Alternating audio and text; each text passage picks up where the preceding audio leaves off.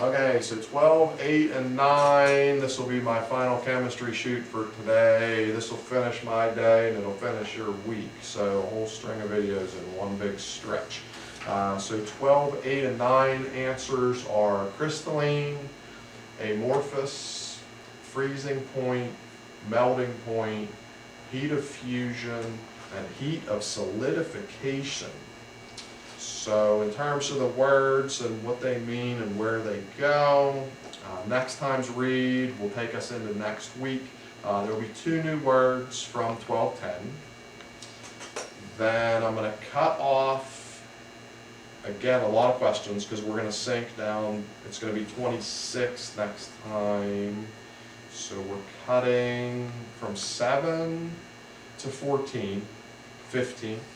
7 to 15 gets cut. Everything, all the distillation and surface tension and viscosity questions are going to go away. 16 to 18 is back, naming the 3 ways.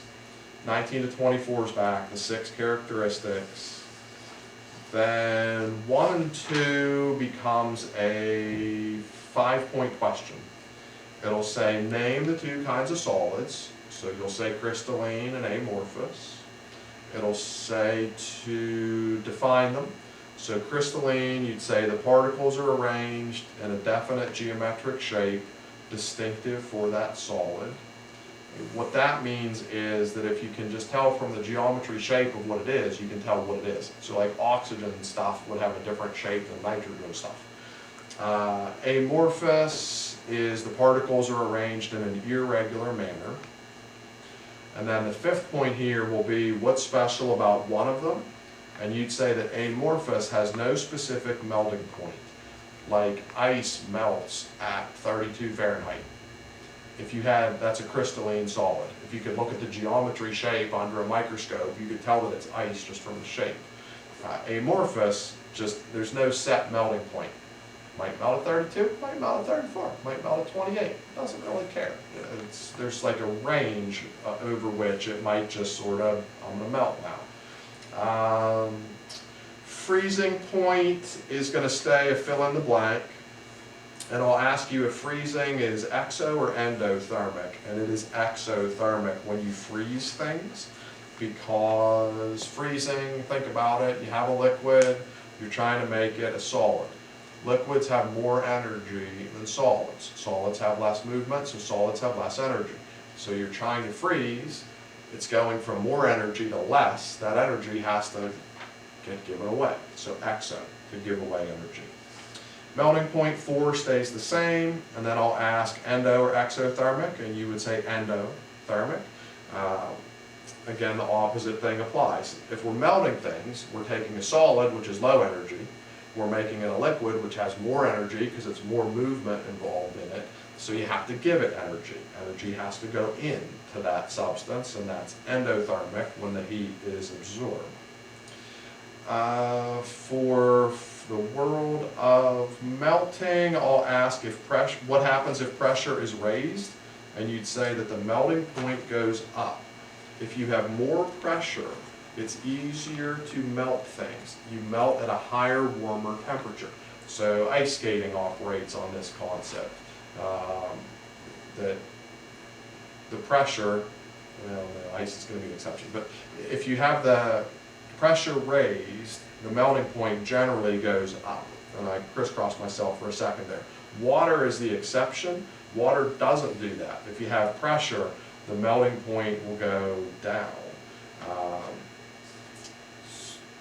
How much of an effect pressure has is a question for next time, which is not much. There's a follow-up question here about this. What 1 atm of pressure does to ice, it's going to decrease the melting point 0.0075 degrees Celsius. And then 5 and 6 just stay the same. So to recap, 1 and 2 became a 5-point question. Name them, define them, and what was special. 3 stayed the same, and you have to know for a secondary point, exothermic for freezing. 4 stays the same, second point that it's endothermic for melting. A bunch of follow-up questions in melting world. What happens if you raise pressure? Usually is the melting point would go up. The exception is water. That's another question. What's the exception? Water. How much of an effect pressure has is not much. And then 1 atm of pressure, what that does to ice is that it lowers the melting point 0.0075 degrees Celsius, which is not much. 5 and 6 stays the same. And then it'll be mathy time.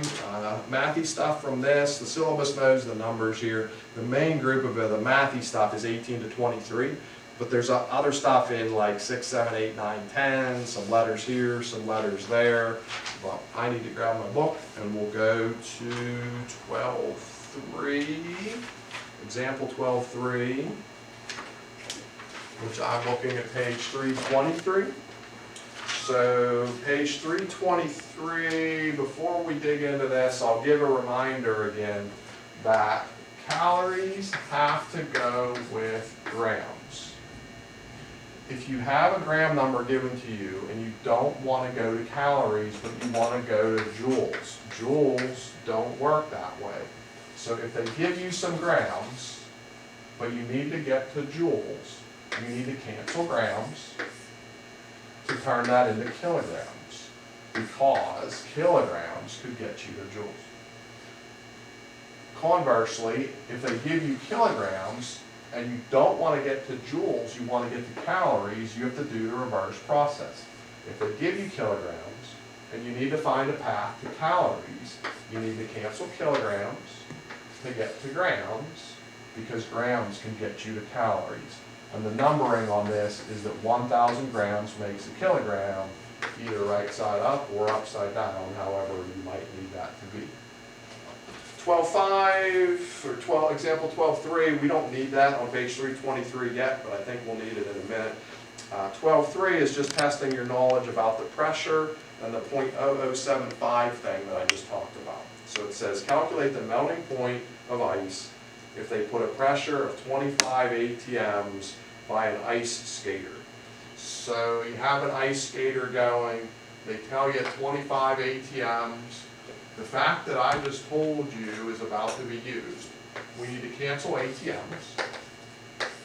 atms can convert to degrees Celsius because I just told you that 1 atm makes a change of 0.0075 degrees Celsius. So if you take 25 times this, you're going to come up with a 0.19, if you round to that second spot is what they did, 0.19 degrees Celsius. That's how much of a change you got. And I said it would be a decrease for ice melting. So that's going to be a negative number every time. Usually ice melts at 0. If you've ever ice skated, you put some pressure on those skates on the ice and the ice starts melting. The ice is still at 0 maybe, but it's going to melt anyway. It'll melt easily at a negative temperature already. It doesn't have to be 0. It can be colder and still melt because the pressure makes the ice more melty. But that's what 12.3 is about.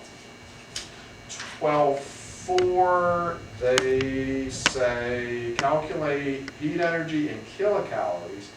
Kilocalories is mean because they took you a step beyond the normal length of a problem, because normally you get calories and can quit, but they went to kilocalories.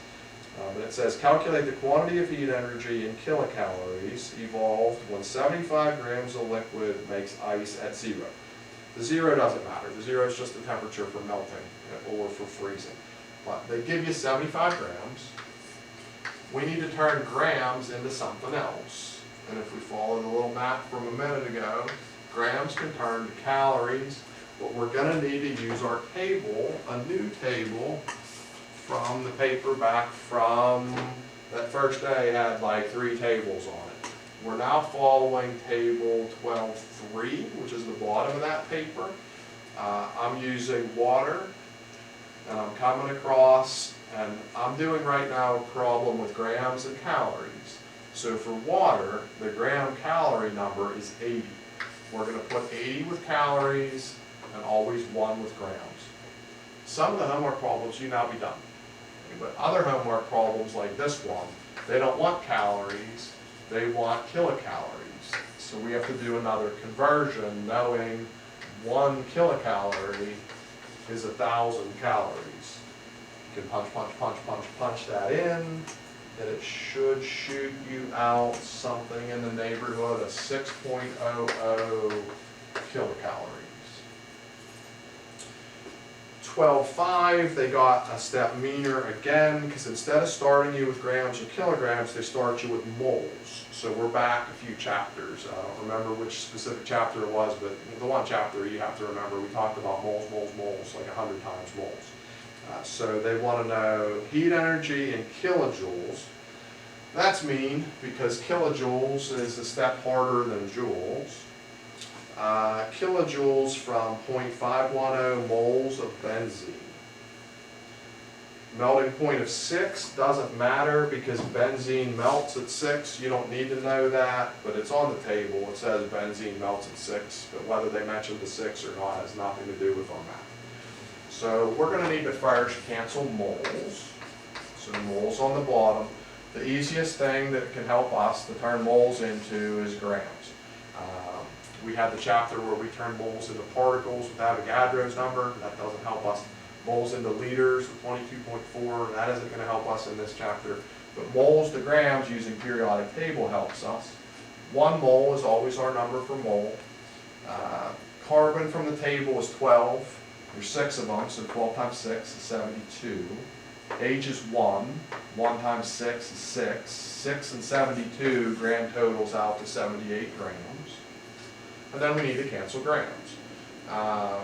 Grams we could trade to calories using the table the way we did a minute ago, but not here because they're not doing a calorie kind of problem. They're doing a joule kind of problem. And so we're following the tip from a minute ago. Joules have to rely on kilograms. So grams have to turn into kilograms. 1,000 grams make 1 kilogram. Then you could use the table for kilograms to turn into joules. So working that table, the joule kilogram numbers are on the farthest right end, but we're not using water anymore. They said benzene. So I'm down to benzene, over for benzene. 1.26 times 10 to the 5th. 1.26 times 10 to the 5th is a count of joules. The number for kilograms on the table use would always be a 1. Most problems we'd be done. Some of the problems, they might have even started you here with kilograms and just done this one little tiny step. Here they were meaner and they don't want joules, they want kilojoules. So you have to know that 1 kilo of anything is 1,000 of its basic younger brother. So 1,000 joules makes 1 kilojoule. You punch a bunch of buttons, the screen would read 5.0 and then something that rounds to 1 kilojoules. And that's what the homework is about. If you can't do it, email me. We'll set up a way to communicate with each other somehow.